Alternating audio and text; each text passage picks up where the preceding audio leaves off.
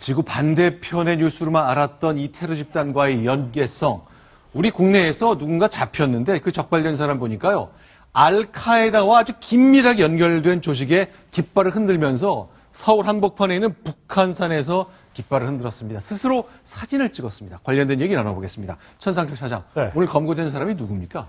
인도네시아 사람인데요. 알-루스라. 예, 국기를 좀 휘날리고 있죠. 네. 이렇게 북한산에 올라가서 저 깃발을 흔들면서 네. 저 과시를 하는 것 같고요. 또 이제 경복궁 앞에서도 이제 시위를 하는 모습을 보여줬습니다. 아예 전부 다 SNS에 올리면서 네. 저렇게 자기가 믿고 있는 조직, 단체에 대해서 이게 홍보하고 있는 그런 모습인데. 저 북한산이라는 게요. 위치상 보면 청와대 바로 뒤쪽이잖아요. 그렇습니다. 네. 그걸 아마 생각을 해석한 것 같고요.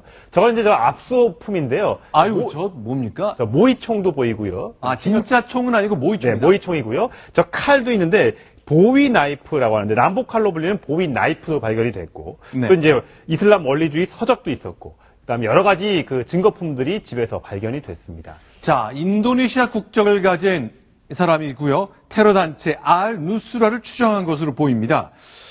이야, 경복궁에서 사진도 찍고요. 자, 그러면요. 이제 추방되는 건가요? 어떻게 되는 건가요? 일단 불법 체류자였습니다. 위조 여건을 그렇죠. 인정해서 네. 불법 체류 혐의를 받고 있기 때문에 네. 추가적으로 조사를 해봐야겠지만 지금 드러난 것만으로도 추방을 해야 될 상황이 벌어졌고요. 네. 그다음에 딱히 이제 범죄가 드러나지 않아서 그냥 처벌을 안 하고 그냥 추방만 할 경우에는 네. 출입국관리법에 의해서 대한민국의 안녕 질서를 해칠 우려가 있는 사람으로 본류가 될 거기 때문에 네. 무조건 5년 동안은 못 들어오고 네. 그 이후에도 계속 연장을 해서 들어오지 못하게 막아야죠. 자, 우리가 모르는 사이에 지금 화면에 보시는 것처럼 알카에다 연계 조직의 깃발이 우리 청와대 바로 뒤쪽에 있는 북한산에서 휘날렸습니다. 스스로 촬영도 했고 페이스북을 통해서 이렇게 공개까지 했다는데요. 자, 우리 당국이 오늘 적발했습니다. 그런데 한 가지 더요. 국가정보원이 오늘 국회에 보고를 했습니다.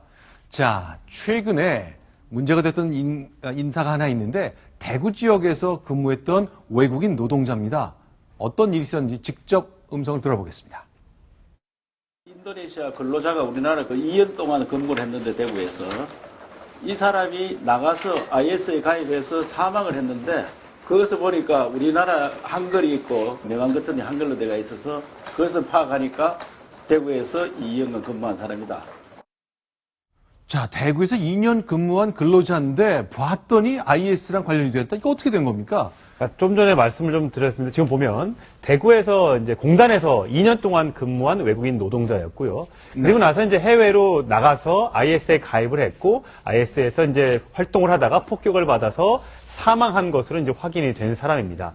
어쨌든 간에 저 사람이 한국에서 살면서 일도 하고 돈도 받고 그 다음에 그 돈을 가지고 했는지 모르겠습니다만 IS에 가담을 했고 그 한국에서 머무는 동안 일을 하는 동안 IS와 관련된 어떤 일을 했는지 어느 조직에 가담을 했는지 또 어떤 암약을 했는지 부분들이 아직 파악이 되지 않고 있기 때문에 네. 만약에 그 부분이 이제 파악이 되면 이제 고구마 줄기 엮듯이 저기에서 활동한 사람들을 좀 더 파악해낼 수 있을 것 같습니다. 자, 지금 화면에 보이는 거요. 바로 슈디 이오노라는 이름을 가진 방금 전에 영상에서 보신 공단, 대구에 있는 한 공단인데 이렇게 일하다가 외국에 나가서 이렇게 체포가 되고 압수품이 생겼는데 대경 교통카드 뒤집혔습니다만 대구와 경북 지역의 교통카드 같아요. 그렇습니다. 그런 게 중동에서 압수가 된 거죠. 그렇습니다. 죽고 나서 이제 저 사람의 압수품이 나왔는데 저 압수품에는 한국인 신분증과 교통카드가 떡하니 있어서 와 이게 굉장히 한국도 심각하구나. 김군이 IS에 가입한 거 말고도 저렇게 외국인 이런 사람들이 한국에서 살다가 IS에 가입하는 경우가 굉장히 빈번할 수 있겠구나. 이게 오늘 정보위에서 추가로 나온 내용. 자, 지금 보시는 장면, 오늘 오후 저희 뉴스탑 10 팀이 촬영한 건데요. 대구 성서공단에 있는 한 화학업체인데 바로 저곳에서 인도네시아인이 2년간 일했습니다. 봤더니 IS와 연결된 사람인 것 확인했습니다. 자, 이번에는 인천공항의 한 장면 보여드리겠습니다. 시리아에서요, 지금 난리가 난 곳인데 200명이 한국에 들어온 거죠. 예, 그렇습니다. 이 국정에 따르면요, 시제 난민 200명 중에 135명은 이 체류 허가를 받아서 준난민 지위를 받고 서울 모처에서 모처에서 임시 체류 중이고 법무부가 이제 이 사람들이 제대로 된 난민 하루에 한국에 체류할 수 있는지를 심사 중이고요. 135명은. 근데 65명은 아직 임시 체류 허가도 받지 못해서 공항은 아니고요. 공항 근처에 있는 임시 거처에서 지금 모여 있는 그런 상태입니다. 자, 유럽에 있는 보트피플은 대체로 이제 그 배를 타고 갔지만 비행기를 타고 들어온 분들이라 좀 사정이 나았던 것 같습니다만 역시 지구 반대편 일만이 아니라는 것을 확인할 수 있습니다. 그런데 기억하십니까? 김모 군 스스로 터키를 통해 IS 자살 테러 대원이 되기 위해서 스스로 손을 들었던 것 기억나시죠? 그런데 이런 사람이 더 있나 봅니다. 역시 국회의 브리핑을 받았습니다. 확인하겠습니다. 김 군처럼 IS에 직접 가담한 게 있죠. 지난 8월경에 2명이 가담 기도가 적발이 돼서 그래서 여권 무효 조치로 출국을 하지 못했습니다.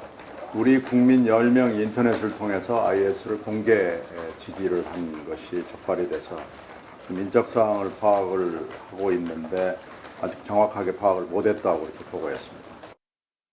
네, 지난주 토요일 새벽에 있었던 파리에서의 테러 이후에 IS에 대한 관심이 굉장히 높아지고 있는데 한국도 결코 예외가 아니라는 것 확인할 수 있었습니다. 역시 십자군 동맹 중에 하나라고 한국을 지목하고 있습니다.